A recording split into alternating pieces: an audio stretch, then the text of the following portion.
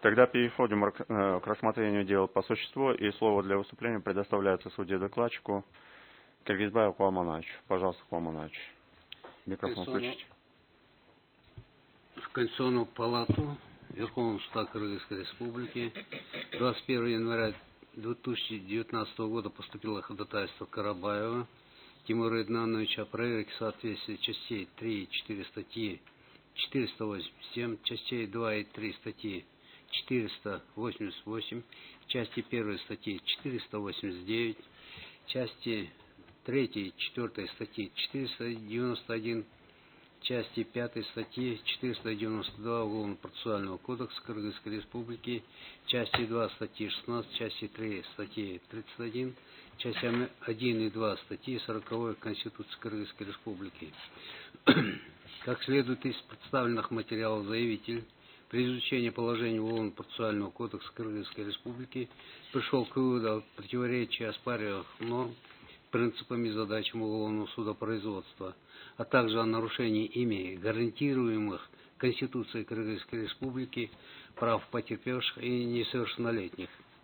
Как полагает субъект обращения, введенный в действие с 1 января 2019 года Уголовно-процессуальный кодекс предусматривает ряд нововведений, одним из которых является правовой институт процессуальных соглашений, включающий в себя такие институты, как Институт процессуального соглашения о признании вины и Институт процессуального соглашения о сотрудничестве. По мнению Карабаева, процессуальное соглашение о признании вины может быть заключено по преступлениям, относящимся к категории тяжких и менее тяжких преступлений. В рамках данного соглашения подозреваемый либо обвиняемый вправе заявить ходатайство о заключении соглашения о признании вины при условии согласия на возмещение ущерба потерпевшему. К лицу, заключившему процессуальное соглашение о признании вины, суд может назначить наказание, либо не связанное с лишением свободы, либо в пределах минимального размера наказания, предусмотренного санкцией конкретной статьи Уголовного кодекса Кыргызской Республики.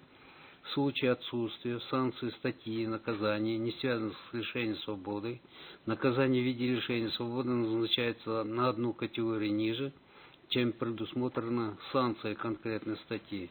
При этом при заключении лицом соглашения о признании вины не применяется пробационный надзор. Заявитель считает, что при применении соглашения о признании вины полностью игнорируется вопрос согласия или несогласия потерпевшего на заключение такого соглашения, что в свою очередь поднимает проблематику баланса государственных и частных интересов, так как потерпевший может быть не согласен с тем, что преступник избегает должной меры наказания лишь вследствие публичного интереса в процессуальной экономии. Вопросы справедливости также становятся актуальными, поскольку важно принимать во внимание вопросы нравственности и морали.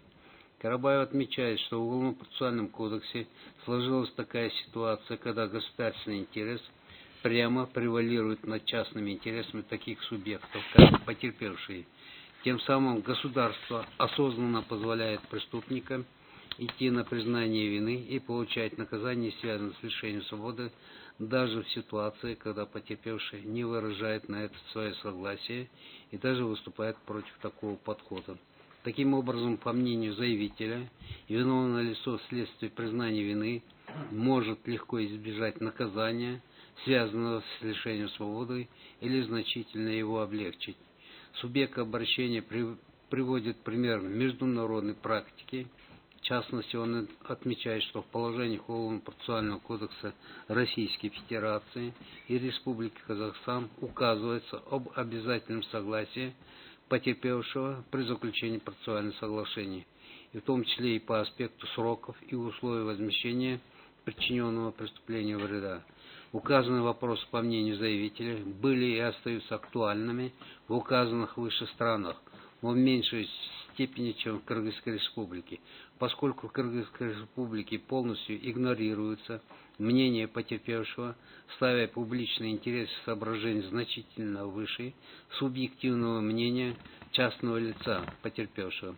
Кроме того, заявитель отмечает, что указанные им выше аспекты вызывают вопросы касательно оправданности и законности исключения потерпевшего из процесса по принятию ключевых решений при заключении соглашений о признании вины, так как, безусловно, наличествует возможность искажения сути системы правосудия, которая частично движется на нравственных, моральных ценностях восстановления справедливости, что может касаться и удовлетворения интересов потерпевшего, не выраженные в показателях материального ущерба и вреда.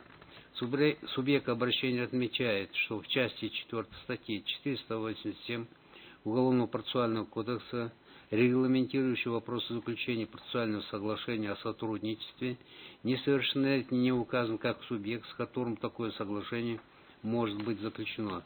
В этой связи Карабаев считает, что несовершеннолетний имеет право заключать такое соглашение через адвоката или законного представителя.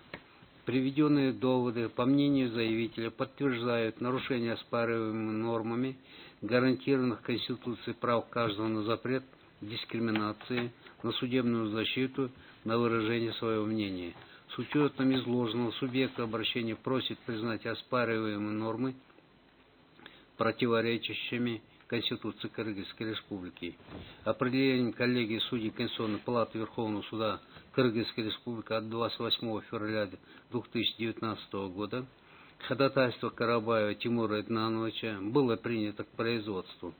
31 мая 2019 года Карабаев Тимур Эднанович внес уточнение ходатайства и просит дополнительно проверить конституционность подпункта 1 части 3 статьи 487 и части 4 статьи 491 Уголовного процессуального кодекса.